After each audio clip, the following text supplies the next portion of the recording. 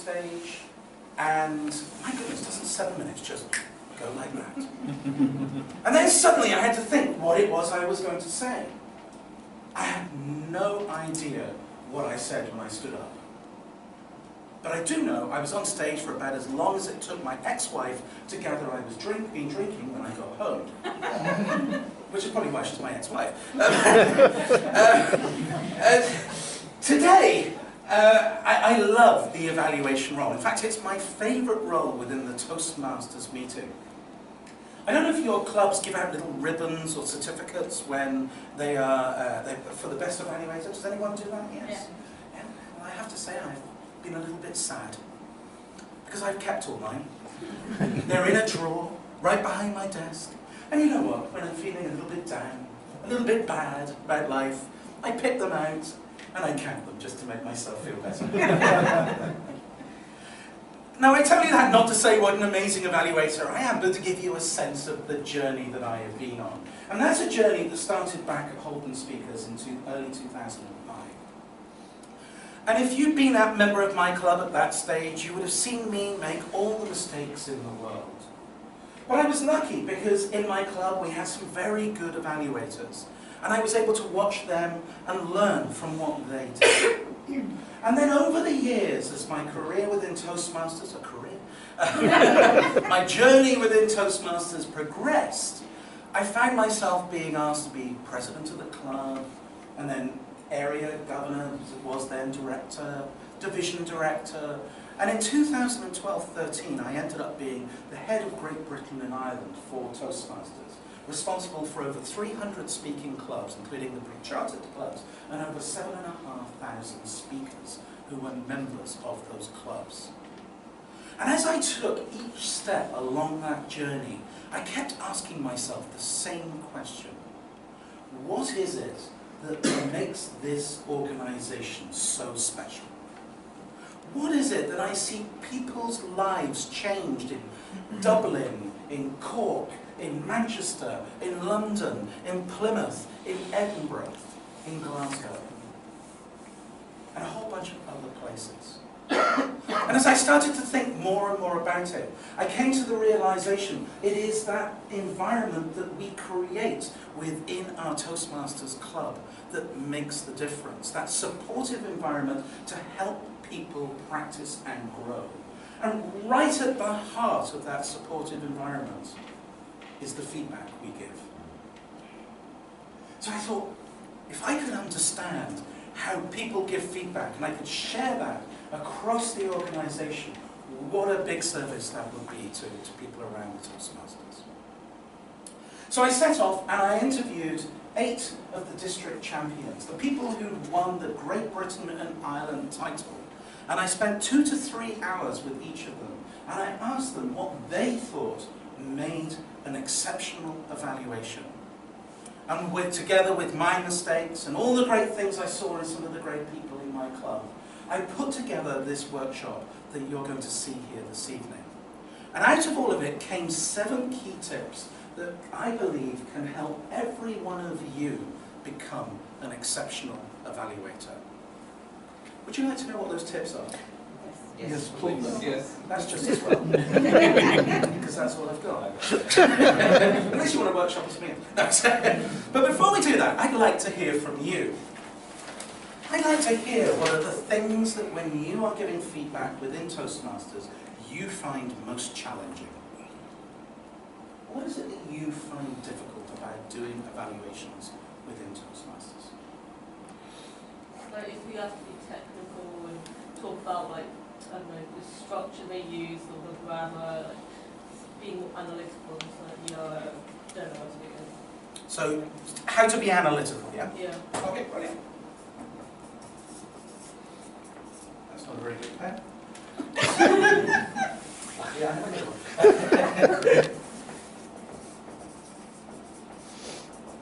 I can't spell, but I can remember. I know what it means. Excellent. What else do you find challenging? How to word a recommendation without making other people feel small or to hurt them. How to say value recommendations without making people feel small. Is this a problem for you? Yes, you sort of like make people feel small. Okay, How to say recommendations in a good way.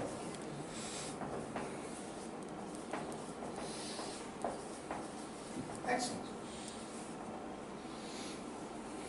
I find when I'm giving evaluations feedback, I feel I'm often giving the similar sort of feedback to the speakers if I'm almost stuck in a rut, and then I look at someone else's feedback and think, why didn't I think of that? Why didn't I notice that? So do you think you're giving your feedback on the same points generally? I do tend to feel I am, yes. Okay. I feel that I'm probably not full of my knowledge. So getting a breadth of content, Yes. or things to talk about, yeah? Yeah.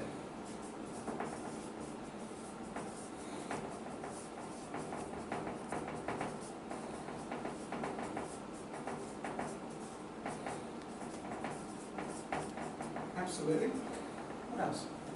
The short amount of time that you've got from when the speech that you're evaluating is made, and you then have to construct something, stand up and give the evaluation. Absolutely.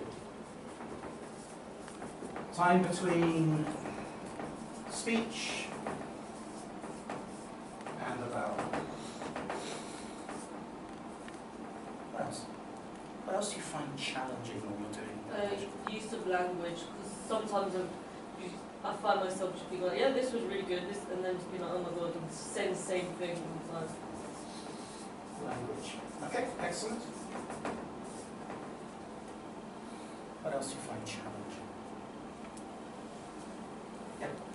Sometimes when you watch people, you kind of say, oh, I do the same mistake. And how to word it is difficult to finding some punches something that the person could remember, because you kind of realize that, oh, I do this mistake. I need to be better at this, but you don't know how to say it in a right wordings that you can say it back to the person without, making them too small what we talked before. So how to word your points, yeah. Excellent.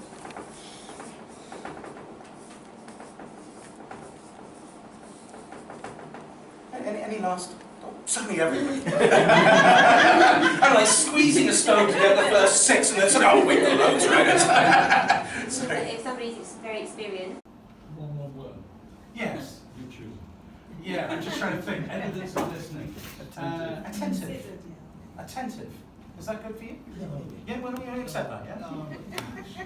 It challenges me on purpose, doesn't it? Specific, good one. Any last one? Okay. Take purposeful, yeah? Brilliant. Would you like to add one? Hmm? Would you like to add one? Keep coming in. So, when you think about the best feedback you've ever had, the words you use to describe it are things like truthful, constructive, sincere, motivating, encouraging, applicable, knowledgeable, positive, accurate, helpful, attentive, specific, and purposeful. If every piece of feedback you had for the rest of your life had those qualities, do you think that would help you to become the person you could be? Do you think that would make a major difference in your life if every piece of feedback you received for the rest of your life had those qualities? Mm-hmm. Yeah? Yeah. Of course, what's interesting is not only are you receiving feedback, but you're giving feedback too. And the question I ask you is, every day that you give feedback, does it have those same qualities? Is it truthful, constructive, sincere, motivating, encouraging, applicable, knowledgeable, positive, accurate, helpful, attentive, specific, and purposeful? When you give feedback, does it have those qualities? You know, when you give feedback, you have an opportunity to build somebody up or to tear them down. To build them up or to tear them down. And I hope that you can look at those qualities and think, I now have some suggestion about where to go to help build people up. I've been asking this question actually only for about the last 80 workshops. But I get an average of around 30 at workshops, that's about 2,500 people. And I have a spreadsheet. I take a picture of this every time I leave the workshop. And I have a spreadsheet at home, and I add up all the times the words come up. And I'm going to tell you what the 8 most common words are that people say makes feedback work for them. Number 1 is motivating. And I'm going to challenge you that if ever you are giving Paul feedback in future, if you can't motivate him through the feedback, probably the feedback's failed. That is job number 1. How can I motivate somebody through the feedback that I am giving them? Number 2, empathetic. How many people have been in a work situation perhaps where your boss has been giving you feedback and you sit there and you think, oh, well, the boss has told me all about the company's objectives and he's told me all about his objectives, but he paid no attention to my objectives. Right? We need to be able to put ourselves in the other person's shoes. And we need to be able to see things from their perspective.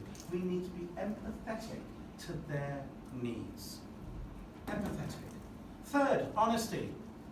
I think somebody mentioned honesty here. Truthful, Florian mentioned. Same idea.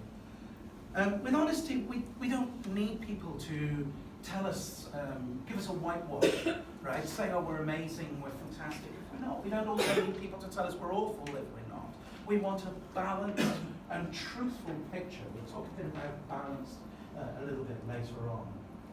We want something, feedback that's specific.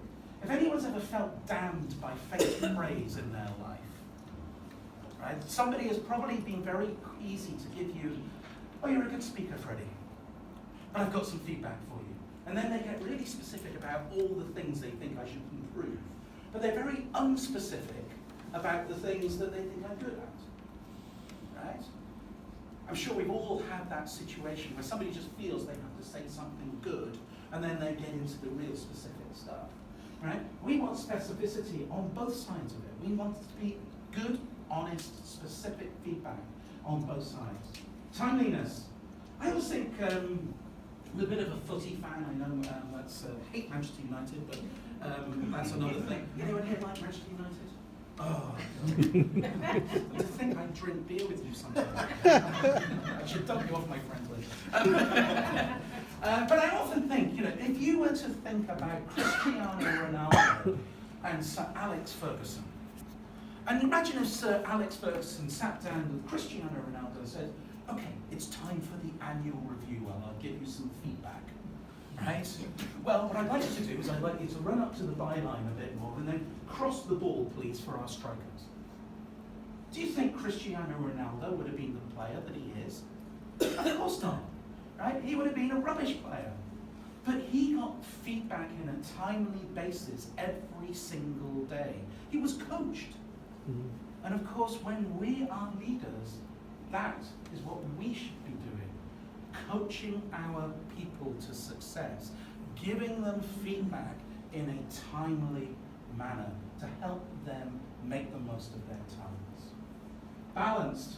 We don't want just people coming to us and telling us everything that's wrong about us. I remember sitting in one of my annual reviews, and my boss sat down and he said, he was looking at his screen for the entire 20 minutes. It started off this way: HR has told me I need to give you a review. That sounded something he was really committed to, didn't it? Right. And then he gave me a long list of all the things that he thought I should improve.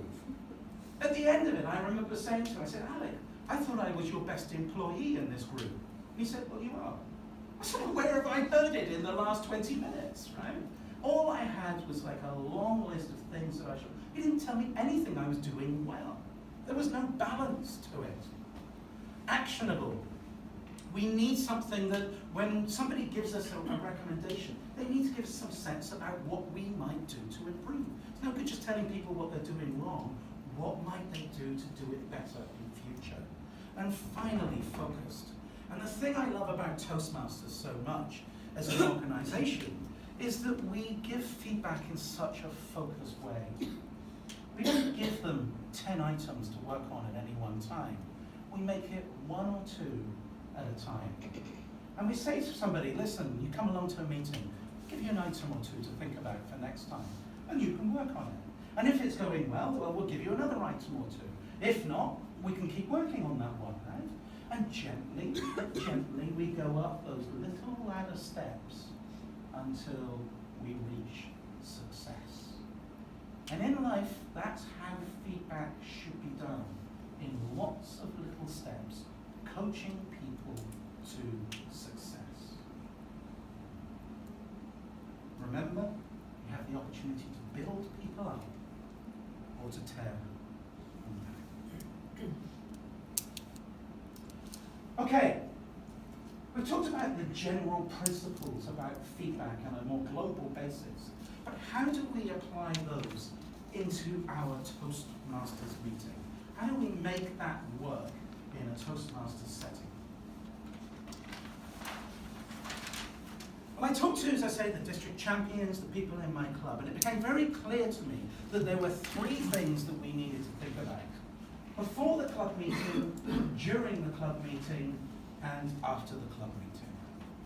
If you know you're going to be an evaluator at the next club meeting for a speaker, what do you think you might want to do before the club meeting? Speak to the speaker. Brilliant. Wonderful. Speak to the speaker. And what are you going to say to the speaker? Any areas that you want to work on or highlight to difference. Brilliant. Absolutely correct. So what we're going to do is we're probably going to ask them a couple of questions. We're going to want to understand what project they're doing. Yeah? We need to understand what manual they're working from or what path they're working from, whether it be pathways level 2 or level 1 or strategic communications or whatever the particular path is, or if it's the old CC manuals or one of the advanced manuals. We need to understand what their project is. And then secondly, what we need to understand is what are their personal objectives over and above the project objectives. And we all probably have personal objectives when we are doing speeches. I don't know about you, but do you remember when you first started doing your first speech or 2, and did people give you feedback about the crazy things you did with your hands and your feet and how your eyes sort of still do, and you've been there, what, 20 years? Yeah. Right? And how you seem to sort of find some inspiration in the heavens, but never seem to look at your audience. Or you were looking at the floor, right, and couldn't see, and you were doing all these things, or when you were, we used to watch our professors walk around side to side, so we all thought this was how you speak. What did I do? This is, let me do my speech to you, right? It's not distracting at all, is it? Not at all, right? I mean, I'll just keep going, it's no problem, right? But we learn those things when we start off. And when we get a bit of feedback on it, we want to work on those things, even if they're not necessarily part of the objective of our project.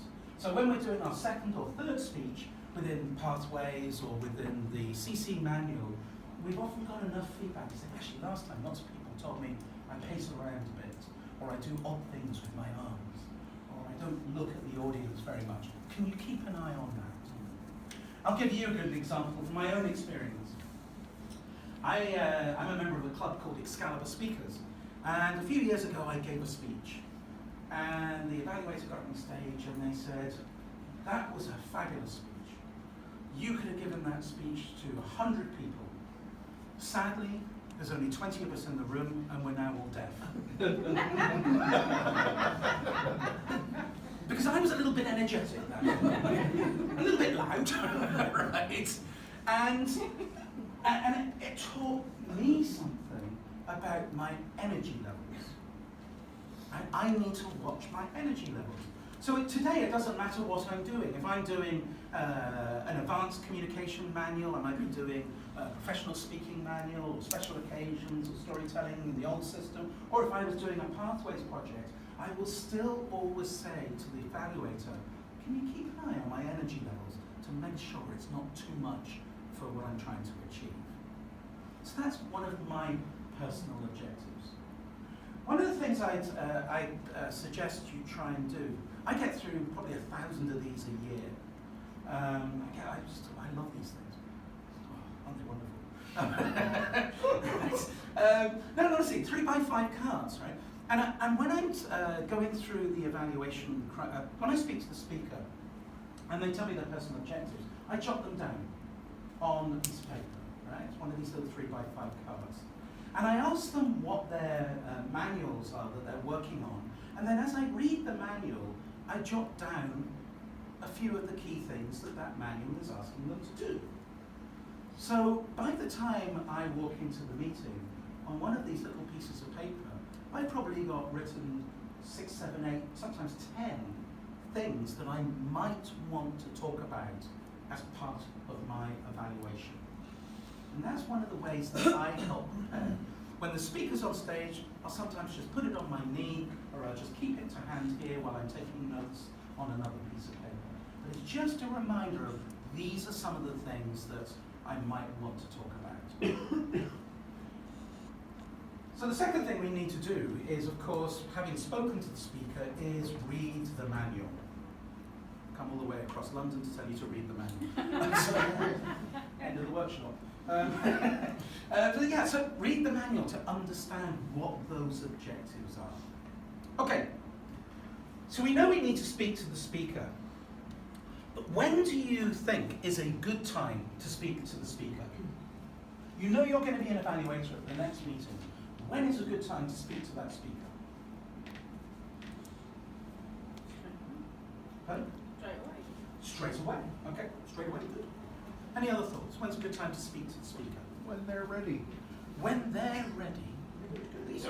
These are wonderful answers. I like these answers. Right? But because I know that this never has happened at Beckenham Speakers, or in Speakers of Croydon, or any of these other clubs, Excalibur included, where 5 or 10 minutes before the meeting's due to start, the evaluator's running around trying to find the speaker. Never happens, does it? No. Of course it happens, right? Now, I don't know about you, but when you're a speaker, you're at a club meeting, you are due to be a speaker, yes? It is 5 or 10 minutes before the meeting is due to begin. What is going through your head? The speech, right? For me, right, I can never remember my first line, right? I can never remember it, right? So I'm walking around going, what's my first line? First line. Is it this? It's not that way. What's the first line? First line. And then suddenly, out of nowhere, springs, hello, I'm your evaluator. And I'm like, not now. Go away, right? And so what happens is then they want to take up the last 5 or 10 minutes of my preparation time to prepare themselves, right? And then even worse is they take their manual, because now they haven't read the manual or the objectives of the project, and they go and sit in the audience. And if they're a man, they can't multitask, can they? Right? So the meeting starts and there's all these men evaluators. Oh, the meeting starts, I'm reading. Right? Because they can't do 2 things at once. Right? My suggestion is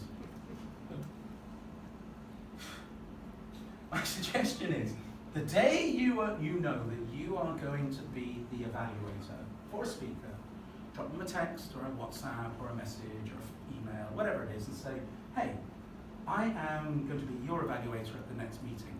When is a good time to talk? And I suggest that particularly because we all write our speeches at different times, don't we? If you know you're a speaker for the next meeting, hands up if you start writing your speech 2 weeks in advance. Is that really true? Does anyone really do? 2 weeks? 1 week. 1 week in advance. A couple of people. It's sort of vaguely on my to-do list for next week. 2 days in advance. 2 days in advance. Come on the day, everybody write on the day. Here's where we get the truth, right? Right? We all write our speeches at different times. And so what we want to do is speak to the speaker once they've written their speech. Because once they've written their speech, they might turn around and say, oh, actually, one of the things I'd like you to look out for is the way I'm telling this story, or the bit of humour that I'm trying out. Maybe you could give me some feedback on that. And that might be part of their personal objectives over and above the project objectives. Does that make sense? Excellent, excellent, excellent. Okay, so we spoke to the speaker, we've read the manual. We turn up to the meeting, the speaker gets up on stage. And the next thing we need to do is we need to analyse what is going on. If you, I suggest that each and every one of you does everything you can to learn as much about the art of speaking. Because, and there are many great books you can buy on Amazon that will help you to learn that. The more you learn about speaking, the better speaker you will be. But of course, the more things you'll be able to give feedback on when feeding back on speeches as part of your evaluations. And so, reading as widely as you can is definitely a good idea. But within our Toastmasters curricula, within the old CC manual, and in more disparate ways, but also within the Pathways program, we learn many of the basics of how to do good speeches. And if we know those basics, then we are in great shape to be an exceptional evaluator. We're going to play, we're not going to play a game. I used to play a game. I used to play a game called the How Well Do You Know Your Competent Communicator manual game. But now we have Pathways, I can't play that anymore. But we're going to go through this little thing in a second, which is going to help us think about some of the content we might want to include in our evaluations. This is what I call my magic triangle of communication. There is a triangle with 4 letters, S, C, D, and A. S, C, D, and A stands for the 4 most important things that you need to think about whenever you are writing a speech. What do you think this might stand for? Structure. Structure. C. Content. Content. D. Delivery. And then the most important thing in the room, and which all of our decisions need to be based around when we are making decisions about structure, content, and delivery, is something beginning with A. What is that? Audience. The audience. Every decision we make needs to be with our audience in mind. Okay. So what I'd like to do now is I'd like us to think a little bit about some of these different areas. Structure, content, delivery, and audience. And think, what is it that we might want to comment on when we are giving feedback within our Toastmasters meetings? So let's start with structure. What do you think are some things you might like to comment on as part of the structure of the speech? Introduction. Conclusion. Introductions and conclusions. Excellent. So what do we know about introductions? If we're doing an introduction to a speech, what do we need to do in the first 30 seconds? Grab attention. Grab the audience's attention.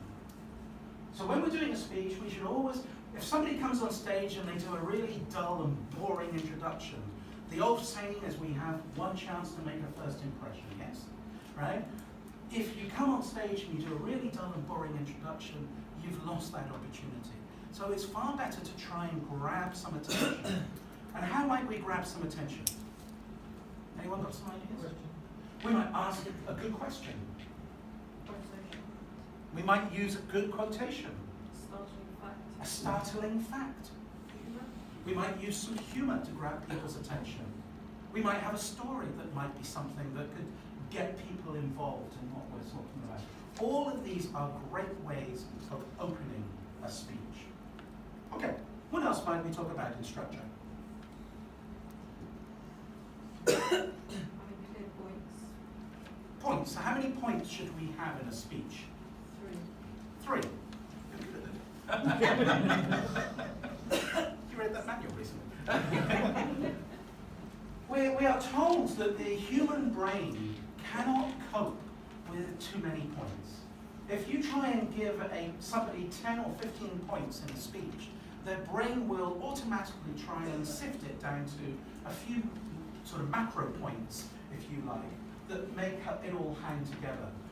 Typically, 3 or 4 points is what the brain finds easiest to cope with as part of a speech. So if we want to help our audience, helping them through having just 3 or 4 key points is going to be something that's going to work very well for them. Excellent. How do we move between the different sections of a speech? Stop answering. Let them try and have a chance. Can I ask a question? Yes. In business, I've always worked with the view that you start with the end in mind. Mm-hmm. In a speech, I like to know what my conclusion is going to be, Yep. what my point of contact. So that's where I would go now. Cool. Message. What is the key message you want to get across? Yep.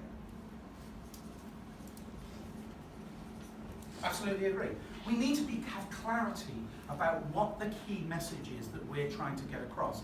And indeed, we'll come to something in a moment that is part of that definition of the message. What else do you think we might want to think about when we're thinking about structure? Signposting. Signposting, transitions, right? Exactly. How do we move between all the different parts of our speech, between the beginning and the first point, the second point, third point, and conclusion? How do we move through those parts? Well, those are what we call transitions. And we want those to be easy to follow for our audience. They need to be smooth and easy to follow. Great thing to talk about in your evaluation. What else might we want to talk about? The conclusion. We might want to have a call to action as part of our speech. At the end of a speech, we may turn around and say, so go and do this thing that I told you should go and do as part of the speech, right? A call to action to get people to do it. 50% off today if you sign up now. There's a call to action, right? What else? We learn about certain particular structures we can learn about. So, for example, we can use time as a really effective structure for certain types of speech. In the past, we used to do this. Today, we are at this point, and in the future, we're going to do this. Past, present, future. Another good structure, it might be to use, and you see this a lot in debate, you might have what's called compare and contrast. On the one hand, I'm going to tell you what I understand as your argument, and then I'm going to contrast it with my argument. And I'm going to compare these two arguments, right, and come out for what I think is the correct thing. Compare and contrast is a very powerful structure that you often see. Particularly, you can see quite a lot of politicians would use that. This is what the opposition is saying, blah, blah, blah. We believe this, and these are the reasons we think that is the appropriate course of action. Fairly standard special structures. We'll call that special structures.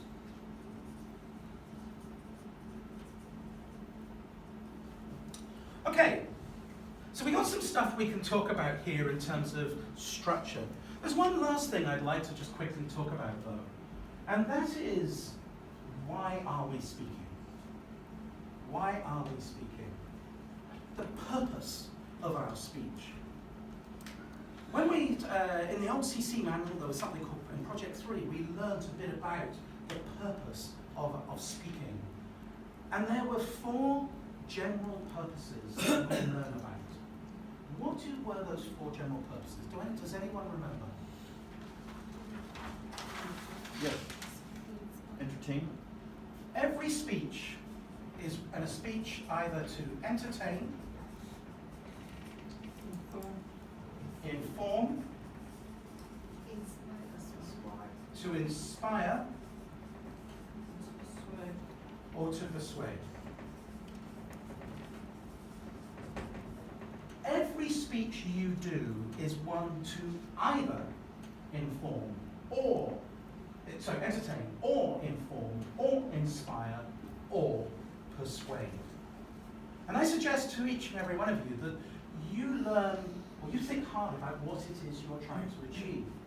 Because the structure that you will use to put your speech together will change depending on what you're trying to achieve in terms of this purpose. In 2013, I mentored somebody in the district evaluation contest, and he came second in the UK and Ireland. And when I mentored him, one of the things I encouraged him to do was to do what I called purpose-led evaluations. Purpose-led evaluations. I've seen a lot of evaluations where I go to clubs and it's all about the way that they use their hands or their eye contact or the use of stage. And it's all quite superficial things in many ways. And very few times do I actually see somebody ask the basic question, what was this speaker trying to achieve and did they achieve it? Sounds fairly fundamental, one would think, right? What was this speaker trying to achieve and did they achieve it? Well, you might say in the speech, I felt they were trying to inspire us, or I thought they were trying to persuade us to do something, or they were trying to inform us about something, or entertain us about something. And once you've got that sense of what you think they were trying to achieve, you can then say, well, they did achieve it, and you can frame your evaluation in terms of saying, this is the reasons why I thought they achieved it, here's some good commendations. Or if they didn't achieve it, you can turn around and say, well, they didn't achieve it, and here's a couple of recommendations about how they might achieve it better in the future. And by thinking about it in this way, you are likely to get into what I believe are meatier discussions around the speech, rather than discussing things like eye contact, or use of stage, or gestures. We'll come back to that point in a little bit. I do just want to spend a couple of seconds here just to give you a sense of how this impacts the speech. If you're doing an inspirational speech, they follow a very standard, typical pattern. And that pattern is as follows. There's typically a story. There is typically a lesson learned from that story, a point that's been learned from that story. And then at the end, we are challenged to think about how we might apply that in our lives. And that works, if anyone's ever seen any of the speeches that are the World Championship of Public Speaking speeches, anyone ever seen any of those couple of people? A few of you? You will see that is the standard format that is all these speeches follow. But it works just the same if you are in a business and perhaps you've hit a crisis point and you need to communicate. Often some of the best way to inspire people is to find a story that can help bring people together, tell them the lesson that you've learned, and then think about how in our business we might use that to get back to future success. Right? Exactly the same idea. If you're trying to persuade somebody, typically the structure might be something like, here's what I think you should do, my point. Here's 3 reasons why you might do it. You might do it because reason 1, reason 2, reason 3, and then you'll have your call to action. Point 3 is call to action. So I encourage you to go forward and do what it is that I'm suggesting you do. If you're trying to inform people, informational speeches typically are helping people learn how to do something. So typically it might be something like step 1, step 2, step 3, until we reached our desired objective.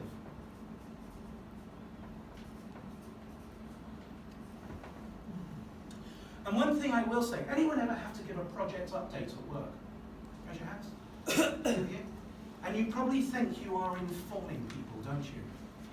I'm just keeping people up to date. That's informing. Let me promise you, you are not. You are persuading people. You are persuading them that you are in control, that you know what you're doing, that the project is on time, that is to budget. That is the point of a project update.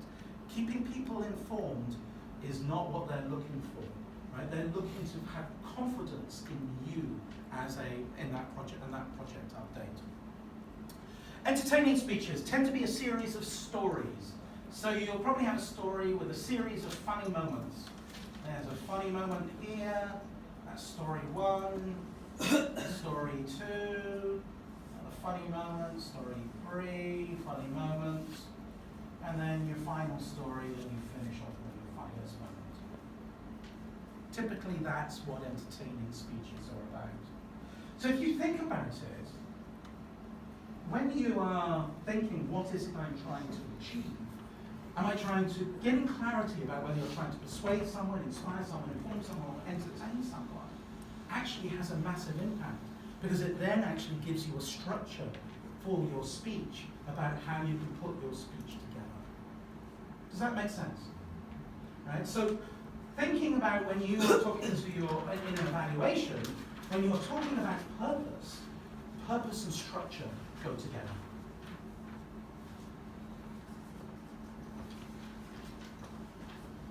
Okay. Can I just ask a question? Please do. Can there be a dual purpose? So can you have two of those sorts of modules? So I will tell you there is always a dual purpose, is my answer to that. You always have a primary purpose. It is to persuade or inspire or entertain or inform. But you always have a secondary purpose, in my view, whatever speech you are doing. And that is because your job is to persuade people in an entertaining way, to inspire people in an entertaining way, to inform people in an entertaining way, and hopefully to entertain people in an entertaining way. Right? We always have that job as a secondary purpose. We need to get our clarity, but then we think, how are we going to entertain people in our persuasion, inspiration, etc. One of the big mistakes sometimes seen with people who enter the World Championship of Public Speaking is they don't pay enough attention to humour. There's a great story, 2013, the district final, 6 people, 4 of them were told us that they got up on stage and they told us their tales of woe. Granny got ill, or the dog died, or whatever it was, right? And there wasn't a single laugh in 4 speeches. By the end of the 4th speech, the whole audience was ready to slash their wrists. The 5th speaker got on stage, 2 laughs. The last guy got on stage, and his speech was all about how whiskey can solve the world's problems. Needless to say, he had an open goal and walked away with the title. Humour is massively important. And there is no speech won the World Championship of Public Speaking with less than 10 laughs in the last 20 years. No speech with less than 10 laughs. The average speech has about 16, 17 laughs. The record is in 2000, Ed Tate, who had 32 laughs in a 7-minute speech, 7.5-minute speech. So thinking about humour is really, really important. Okay, we talked humour, we talked structure, we talked that. Let's get into our content. And we're going to talk a bit about some of this stuff now. Well, we've got our structure. What are we going to stick in as our content into our speech? What is going to make the meat of our speech? Content. What sort of content? Stories. Absolutely. We know that stories connect. Stories go even back from caveman times and cave lady times.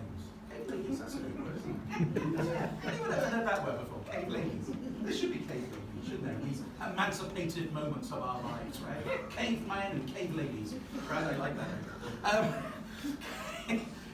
In caveman and cave lady time, right? We passed the knowledge on from generation to generation through stories. That was how we communicated. There is much research that shows that from an incredibly young age, our brains are attuned to story structures, to very set story structures. And so our brains are constantly looking to be satisfied by these story structures. We're looking to find these stories in life.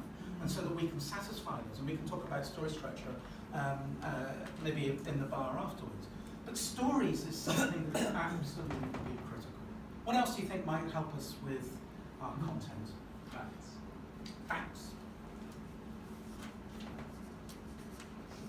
And I think one of the really interesting things about facts for me is we've all sat there, haven't we, in those business presentations, I'm sure most of us have, and there's just fact after fact after fact after fact.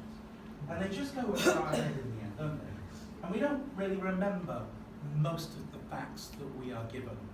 And I think the great art of a good speech or a good presentation is not to overload it with facts, but actually to find the most important facts and make them land. Give you a couple of examples of that. Back in 2010, we held a district conference in Dublin. We invited a gentleman by the name of Sean Kennedy to come along, and we were going to give him an award, and he did a keynote speech. Sean is a Toastmaster, but outside of Toastmasters, one of the things Sean did was he raised a large amount of money from a very wealthy individual as a charitable donation, and he set up public speaking training in schools all across the southeast of England for 25,000 children each year. Pretty big things to set up, yeah? So we gave him an award and we asked him to do a keynote speech for us, which he did. And one of the things he wanted us to think about was, are we doing enough for young people within Toastmasters? Particularly the 18 to 30-year-olds. Your age. And so he, to make his point, there were 300 people in the audience. To make his point, he said, I'd like everybody to stand up. And all 300 people stood up. And then he said, can everyone over the age of 30 please sit down? And of course, as we all sat down, we were like, how many people? How many people? 4 out of 300 people. Now, that's called show, don't tell. If he told us a statistic, I've done the numbers and it's 2.78% of the members are between 18 and 30 within Toastmasters. I would have long since forgotten it. But by showing us, it sticks in my mind clearly to this moment. There were only 4 people in that room that age band. So that made the statistics last. It stuck with us.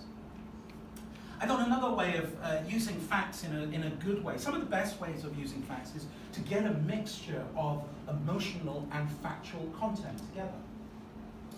And I'm probably one of the few people in this room who's old enough, a few of you, there's a couple of you, who can remember the original Live Aid. Hands up if you remember the original Live Aid. Not you. That's no way. About one. Right? That's impossible.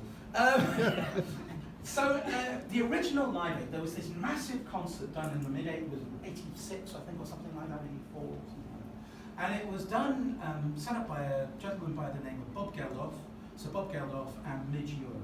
And he got all the biggest bands in the world, and they all went to Wembley Stadium. And you'd have a band like U2 would play for 25 minutes. And then it would they'd finish their set, they'd play maybe 6 or 7 numbers, go off, and there'd be 5 minutes while they took all the stuff off for U2 and then put all the stuff on for the Rolling Stones, perhaps, who were the next big band on. And in that 5 minutes, rather than us watch them, take microphones and guitars off, which would have been a bit boring and not very effective, they showed us videos to encourage us to donate to Live Aid. And a typical video went something like this. Meet Sarah. And you would zoom in on a poor child in Ethiopia who was starving, had no medical attention, had no hope of survival unless they had help come to them in very short order. And you would hear the story of Sarah. And you get connected to the story of Sarah. You think that's terrible, that's awful. And once you were connected to that, then they would drop in the statistic. there are 200,000 children just like Sarah. Right? Connecting us at a micro level and then taking us to the macro level, right, can be a very effective way of making our point. There's a famous saying, isn't there, that says, one death is a tragedy, 1,000 is just a statistic. And so using that same saying and thinking about that in the way you present is sometimes a really effective way of making your facts land. So facts are really, really important. We could go on for forever about that, but it's a really important thing. What else? We were talking about humour a moment ago, weren't we? And we were saying how important humour is. And of course, humour is a key part of content too. Everyone loves to laugh. And we don't have time today to kind of go into the depths of how you make people laugh, but if anyone knows Ola Araleppo, get him around because he does wonderful workshops on that. David Jones does workshops on it. There's lots of great people about where you can learn techniques around story, around joke structure. You can learn how to exaggeration. You can learn all sorts of different techniques that help people to come up with good, humorous lines for your speech. We learn things around how we can use descriptive language to bring our speeches alive, don't we? So I could turn around in a story and I could say, it was a lovely sunny day.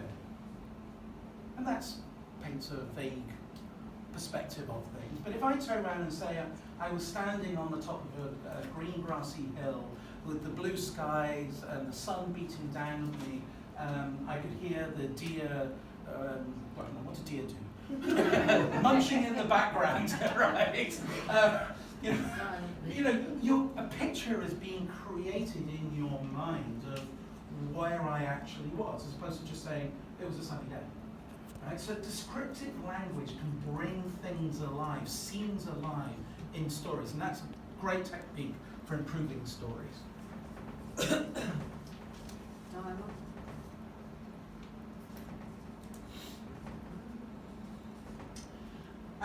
Anyone here read the Sun newspaper? Raise your hands.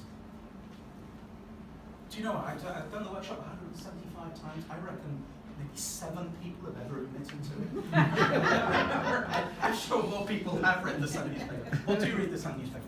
Well, the reason I asked the question is because the Sun newspaper has editorial guidelines.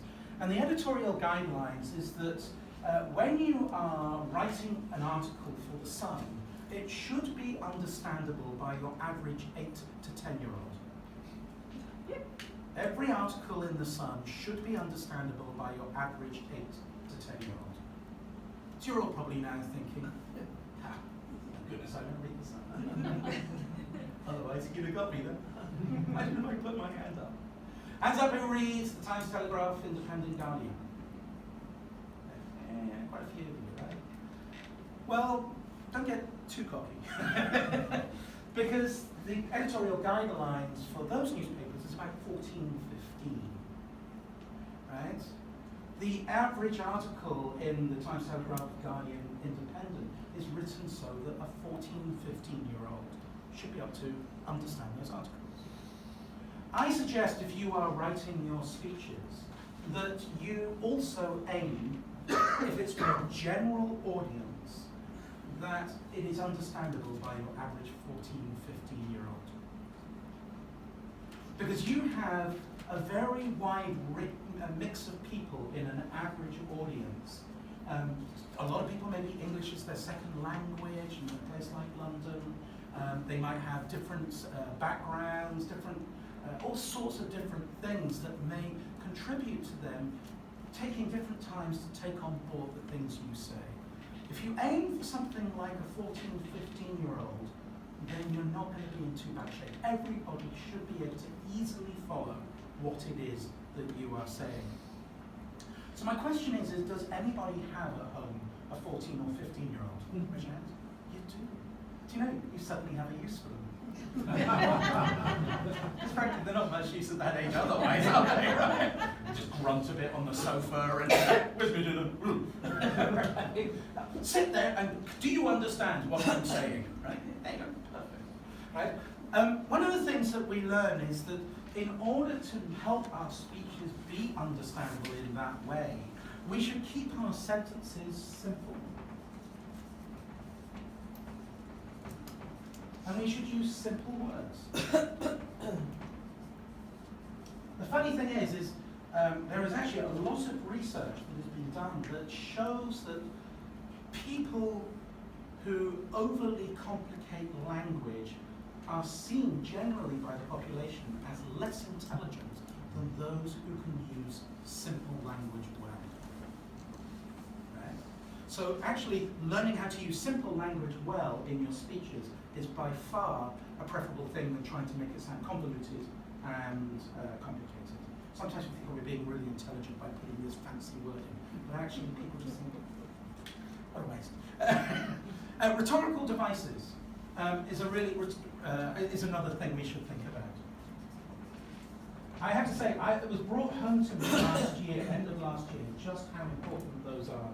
I was a speaker down at a charity event in Eastbourne, and I was second billing. I don't take kindly to be second billing, right? On this particular charity event. But I did forgive this event because the number one speaker on the event was actually the Speaker of the House of Commons, John Bucko. And his speech that he gave at this event was all about the power of rhetoric in persuasion. How we can use things like synonyms and metaphors and repetition in order to onomatopoeia and all of these things. There's whole books on this stuff, right? All of these things that are so powerful in helping to persuade people. If anyone's ever seen a political speech, good political speech, you will see these things in their droves. The people who are the speech writers, they never write them themselves, are always written by speech writers. The speech writers are brilliant at doing rhetorical devices. And they do that because that is what helps to persuade you. Okay, so there's a whole bunch of stuff on content. Delivery, let's talk about delivery.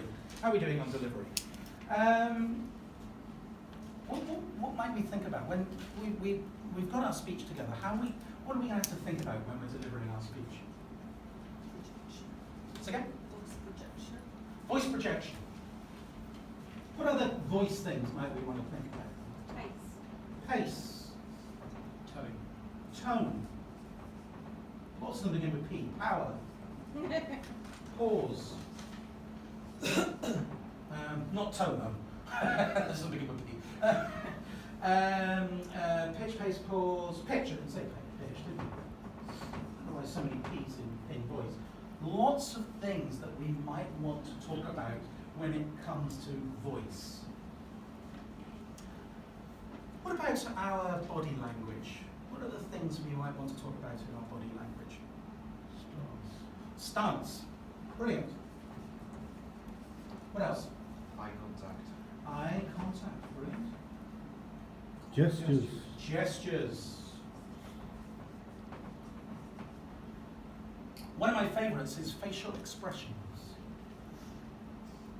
You know, I think when you're with your partner or with a friend and you're in a pub or in a cafe and you're busy telling people the stories of your life, your face subtly is giving away all sorts of clues about what your emotions are at that moment, right? And as human beings, we are constantly trying to read other people's facial expressions to understand what their emotions truly are. When we get on stage, I think we often forget that actually our facial expressions are equally important in order to try and get our emotions across at any particular time. And so if we want to bring heart to our message, heart to our stories and to our speeches, then we need to think about not just the tonality, but what we're doing with our face. If anyone ever, it's funny, I was watching a short video today from a lady called Olivia Schofield. Olivia was in the World Championship finals in 2011. If any of you are friends with her on Facebook, watch her videos, because her facial expressions are brilliant, absolutely brilliant. Great on video and great on stage, and they convey emotion. And that's something we all need to do. facial expressions. Faces. Eyes, stance, stage use, and all sorts of other bits and pieces there. Okay, so we talked a bit about structure, we talked about content, we talked about delivery. The only thing we haven't talked about is the audience. Now you came along here today presumably because you wanted something from this evening. What did you want to get out of tonight? Right? Education. Education. You wanted to learn something, yes? Hopefully, most of you wanted to learn something. Some of you just came for the beer afterwards, I'm sure. Or because Paul gave you a tenner. But came along to learn something. And of course, then when we hear a speech, we want to get something out of it, don't we? Right? The big question that is always on the audience's mind is, what's in it for me? My favourite radio station, WII-FM. What's in it for me? You know, I've seen speeches at Toastmasters where somebody come up and they go, oh, let me tell you about my wonderful trip to Greece. The first thing was, I went up a mountain, and then I jumped off the mountain, and I had one of those parachute things, you know, you kind of jumped off, what are they called? Glider things, you know. And I sort of sailed around, and that was great. And then I jumped in the sea, and I went underneath, and there was a scuba, and I was looking at fish. That was wonderful. And then I ate this most amazing food, and I drank the best drink, and it was amazing. Thank you very much. And you think, well, that was nice, but why did you tell me that? What was the point of you telling me that? Was I supposed to go on, were you trying to persuade me to go to Greece, or to go on more adventurous holidays? Were you trying to inspire? What was the point of that, right? What's in it for me? Right? That's what the audience is always thinking. Okay, so my suggestion to you, and we've talked at some length about these things tonight, if you understand about introduction to Power 3, message, transitions, conclusions, special structures, purpose, stories, facts, humours, descriptive language, simple sentences and words, rhetorical devices, stance, eyes, gestures, faces, stage use, projection, pace, tone, power, pause, pitch, and what's in it for me. You have all the content in the world to be able to do amazing and exceptional evaluations. Make sense? Good. For those of you who are doing your old CC manual, you may have noticed it's all in there. If you're not doing, I'm going to say something controversial, which I shouldn't say in front of you, but I'm going to say, if you're not doing the CC manual, and you have members of your club who are, tap them on the shoulder and ask if you can get a copy of it. Right? Because it's worth having a flick through. You'll pick up a few things. Highly recommend it. You can download a digital copy. Pardon? You can download a digital copy. Even better, just circulate a digital copy around the club. I think that's a good idea. Before I leave this, there's just one thing I want to just point out. When I go around clubs, I quite often see that there's a lot of evaluations that focus very heavily, as we've talked about, on these areas. Stance, eyes, gestures, facial expression, use of stage, you know, those kind of things, right? And I started to think, why is that? And I think I've come up with a reason. I read a study a little while back, and it was talking about the 5 senses that we as humans have. We obviously sight, hearing, smell, touch, and what's the other one? Taste. Taste, that's it. Right? Taste. The 5 senses that we have. The question is, though, is what is our, as human beings, most acute sense? What do you think it is? It is sight. Indeed, the suggestion is that something like 36% of all the signals that reach our brain come from our eyes. And when you think about that in evolutionary terms, that makes total sense. Because many, many thousands of years ago, when we were cavemen and cave ladies in the caves, right, we were scared about being eaten by lions, weren't we? Right? And if you could touch the lion, it's probably a bit too late, isn't it?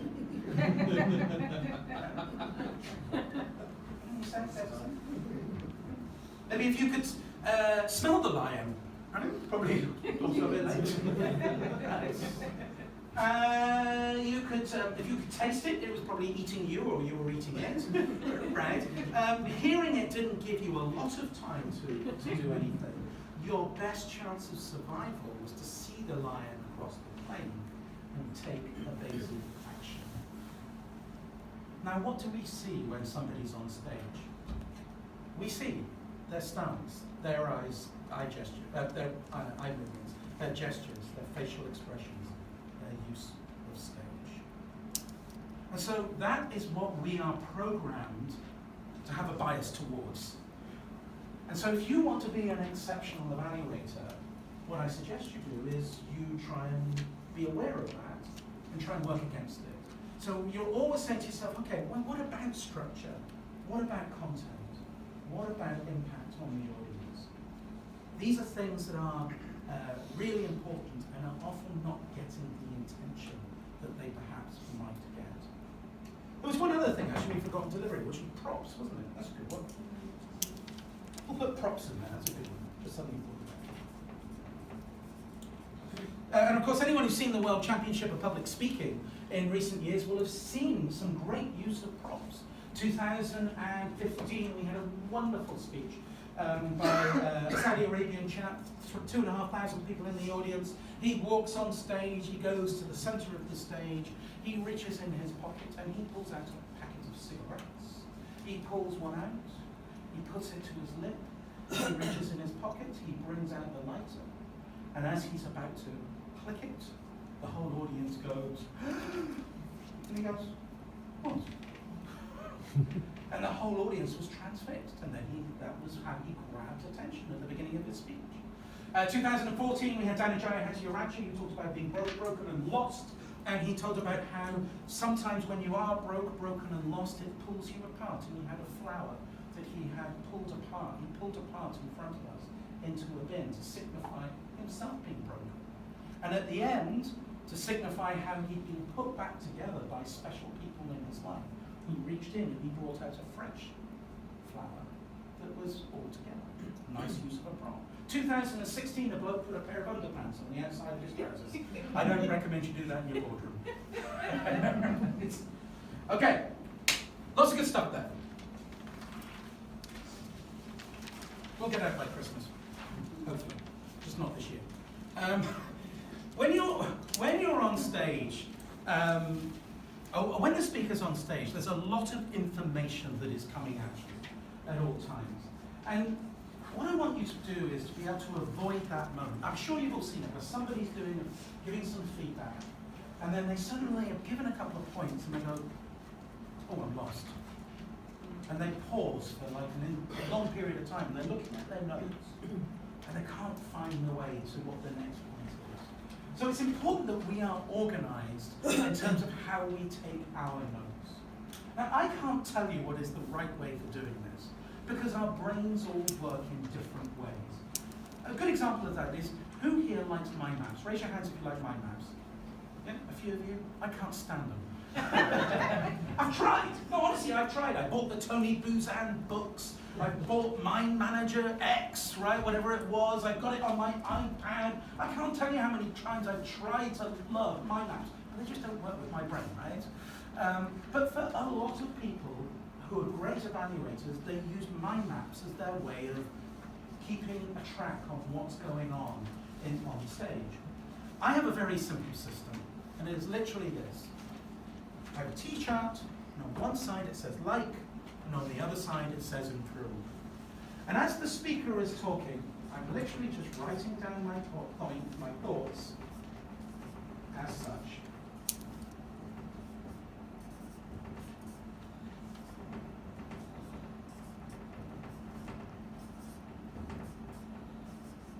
Nothing more complicated than that. Just capturing my thoughts as the speaker is speaking, on the like side and on the improve side.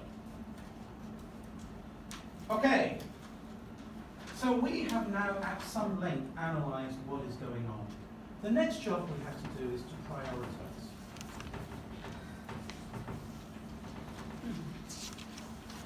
When you're doing an evaluation, how long do you get? 3 minutes. 3 minutes. And you get 30 seconds grace, don't you? Yes. And I suggest that no one aims for 3 minutes and 30. I was the chief judge in a district final in Sligo in 2010 or 11, 12, something like that. And we had 8 contestants. Getting to Sligo isn't easy, right? It's not the easiest place in the UK to get to. It's not like going to Bromley, right? It's a bit further. And people had spent hundreds of pounds to get to Sligo. 8 contestants. And they competed in the evaluation final, and 4 went over time. Right? Can you imagine how frustrated you'd be? You probably spent £500 to be there, given up a weekend of your time, and then you just go over time, right? So my suggestion is you aim for a maximum of about 3 minutes 10, 3 minutes 15. But what I always say to people is that an evaluation is a speech in its own right. And just like a speech, it needs a beginning, a middle, and an end. A beginning, a middle, and an end. If you were to take the time it's going to take you to introduce your evaluation, beginning, and the time it's going to do just to close it out, and you were to add those 2 times together, how long do you think that should take? Just the opening and the conclusion. Second? 2 minutes, 1 minute each. 2 minutes, a minute each, okay. 30 seconds. 30 seconds. I suggest maybe something like 45, and I'll tell you how I think we should do that in a little bit. But if we take, say, 3 minutes 15, and we take 45 seconds off, we have 2.5 minutes for the body of our evaluation. This is where we're going to make our points, right, in 2.5 minutes. We're going to introduce it, then make our points, and then do our conclusion. 2.5 minutes. How many points do you think you can effectively make in 2.5 minutes? How many points do you think you can effectively make in 2.5 minutes? 3? 3? 5? It's not. Second? 2.5, yeah. Yeah, half point's going to be quite interesting, isn't it, really? It's not many, is it? And yet I went to a club, an unnamed Toastmasters club. We'll call it London Athenians.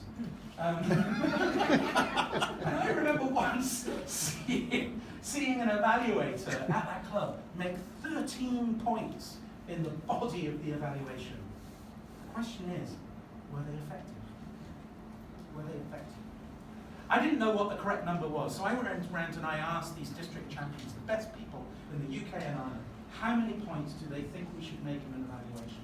Every single one came back with exactly the same answer, and the answer was 5. And indeed, every single one of them uses exactly the same structure for the body of their evaluation. And it goes like this. Commend, commend, recommend, recommend, commend. Commend, commend, recommend, recommend, commend. Now we have 5 points there. You may remember on my previous sheet, I had 10. So how am I going to get my 10 into 5? Well, very simply, I asked myself, what did I like most about the speech? We'll say it's that one. What did I think was the second best thing about the speech? We'll say it's that one. What did I think was the third best thing about the speech? We'll say it's that one.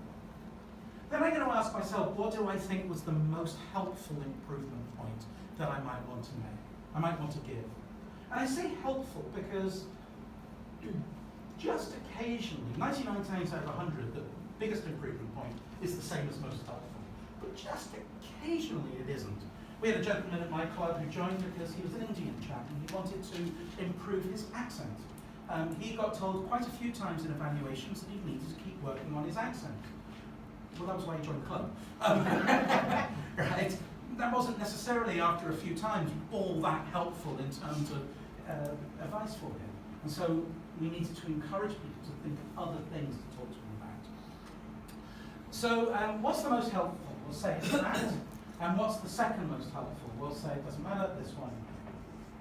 But the magic sauce is what happens next. And this is what all the district champions do.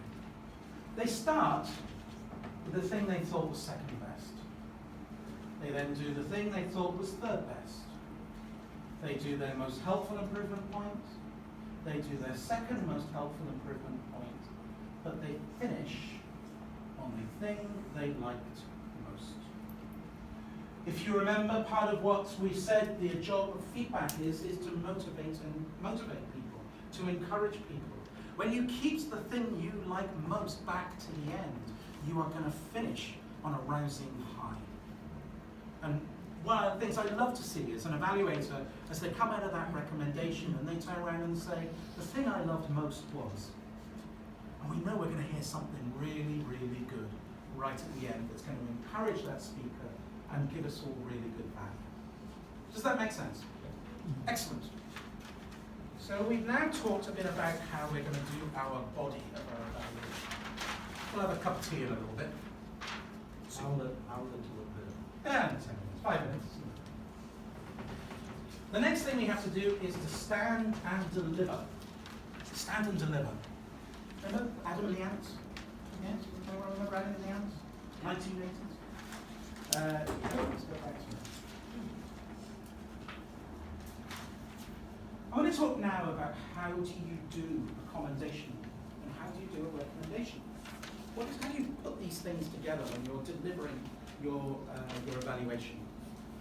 The first thing to say is the more specific the points you make, the better the point is. The more specific, the better the specificity of the point, the better the point is. I will also say that you earn the right to give your recommendations by having specific commendations first. You earn that right to give recommendations by being specific about the commendations first. And if you think about that in life, if somebody comes up to you and says, Fred, you're a good speaker, but I've got loads of things I want to tell you how to improve, I'm like, okay, this is... If somebody said, listen, I've really paid attention to what you're good at, let me tell you in some detail where I think you're good. I've got a couple of things you might want to think about. How much more willing am I going to be to listen? So, how do we say commendations? 3 things we need to cover. What it is that we think can be, we like. What it is we like. Why it matters. And an example on when it took place in the speech. What, why, and when. For a recommendation, very similar. What it is we think could be improved. Why it matters. An example of when it took place, but with one extra thing. Do you remember we said our feedback needs to be actionable? So we need a tip on how it could be done differently another time. A tip on how it might be done differently another time.